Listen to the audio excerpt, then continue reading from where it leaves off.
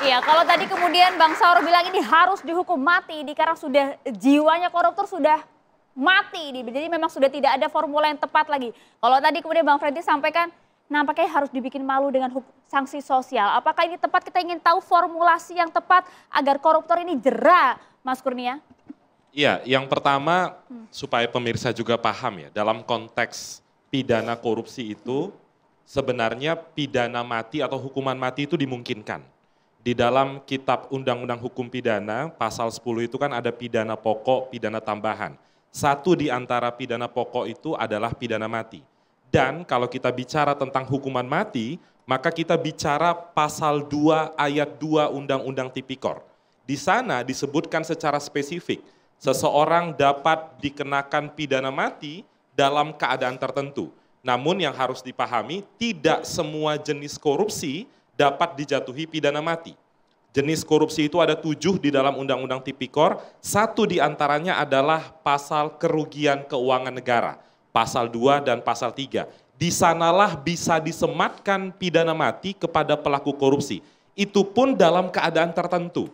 Ada 4 kondisi keadaan tertentu yang disebutkan dalam peraturan perundang-undangan. Yang pertama, negara dalam keadaan bahaya. Kemudian yang kedua, korupsi dalam bencana alam. Kemudian yang ketiga, pengulangan atau residivis pelaku korupsi. Kemudian yang keempat, krisis ekonomi. Jadi sebenarnya pembentuk undang-undang ketika menyusun pasal 2 ayat 2 ini membuat syarat yang amat sangat ketat.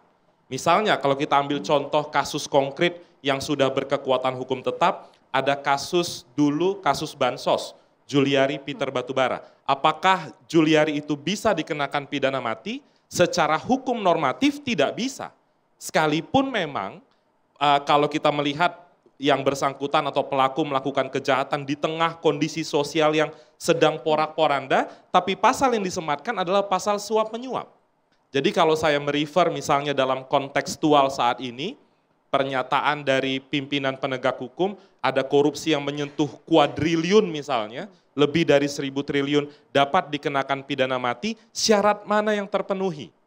Jadi pada konteks hukum normatif, pidana mati bisa dijatuhi, tapi syaratnya seperti apa? Yang jadi problem sekarang adalah apakah pidana mati menjadi obat mujarab untuk memberikan efek jera bagi pelaku korupsi?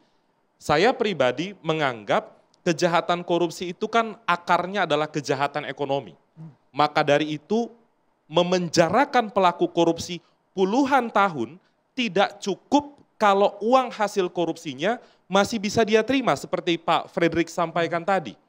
Tapi saya bisa memahami bahwa dengan kondisi sosial masyarakat hari ini di tengah banyak permasalahan dan liga korupsi tadi, menuntut pidana mati itu adalah hal yang lumrah. Akan tetapi memang tindakan negara yang diwakili penegak hukum, baik KPK, kepolisian, kejaksaan, bahkan menukik sedikit dalam konteks vonis hakim, itu tidak kunjung memberikan efek jera. Rata-rata hukuman pelaku korupsi itu tahun 2023, kalau dihitung dari Pengadilan Tipikor Aceh sampai Pengadilan Tipikor Papua, jangan mimpi Indonesia sudah memberikan hukuman jera bagi pelaku korupsi. Ternyata rata-ratanya hanya 3 tahun 4 bulan penjara. Kita belum bicara tentang kerugian negara. Itu sangat ringan sekali Mas ya? Itu sangat ringan dan itu bisa dibuktikan karena berbasis putusan dari pengadilan. Kita kalau bicara tentang kerugian negaranya mencapai 56 triliun, maka pertanyaan refleksinya adalah berapa sih yang kembali ke negara? Apakah sampai 50 triliun? Tidak sampai. Yang kembali ke negara kisaran 7 sampai 8 triliun. Jauh sekali. Berarti apa? Ada 48 triliun yang menguap tidak tahu juntrungannya kemana. Maka dari itu kalau saya misalnya masuk dalam kasus konkret, misalnya kasus Pertamina yang sekarang diusut oleh Kejagung, maka kita harus kritis. Jangan hanya puas terhadap konferensi pers penetapan tersangka, tapi kita harus tagih, tolong sampaikan kepada masyarakat, berapa sih kejaksaan yang sudah berhasil kembalikan dana ke negara? Ada banyak kasus, ada kasus Jiwasraya, diklaim kerugiannya lebih dari 10 triliun. Ada kasus Asabri, tapi masyarakat terbatas bertepuk tangan saat seseorang dipenjara. Tapi kita lupa untuk menanyakan kepada penegak hukum, tolong sampaikan demi transparansi dan akuntabilitas, tolong sampaikan berapa yang sudah kalian kembalikan ke negara. Jadi tidak cukup dengan memenjarakan pelaku, itu satu. Kemudian yang kedua, dalam konteks perundang-undangan kita, ada sejumlah undang-undang yang diyakini bisa memberikan efek jera dan menjadi senjata bagi penegak hukum. Dan saat ini mungkin menjadi PR Bang Dhanil untuk pemerintahan 5 tahun ke depan. Ada RUU perampasan aset yang sampai detik ini tidak jelas nasibnya seperti apa. Jadi ada sejumlah aspek lain yang harus kita bicarakan sebelum kita bicara tentang pidana mati. Kita belum bicara bagaimana potret lembaga pemasyarakatan yang seringkali kamar terpidana korupsi itu lebih bagus daripada kamar kita di rumah. Poin ini menarik sekali Mas Kurnia karena ada main mata antara terpidana dan juga para oknum. Kita dengarkan suara langsung dengan mantan terpidana korupsi. Sebelum ini bisa nggak dikomentari sedikit? Singkat boleh ya? Oke. Singkat Bang, boleh Bang. Tadi Kurnia sudah mengatakan ada 4 syarat. Dan juga mengakui ternyata hukuman kepada para koruptor itu ringan sekali. 4 syarat yang dibilangin soal ekonomi. Andro tahu nggak detik ini? Seseorang bisa kerja saat ini. Itu sudah satu kemewahan yang sangat luar biasa. Kondisi ekonomi kita seperti itu. Kedua, kalau kita merefer soal misalnya Pertamina. Mulai tahun 2018. Itu dalam keadaan kita COVID.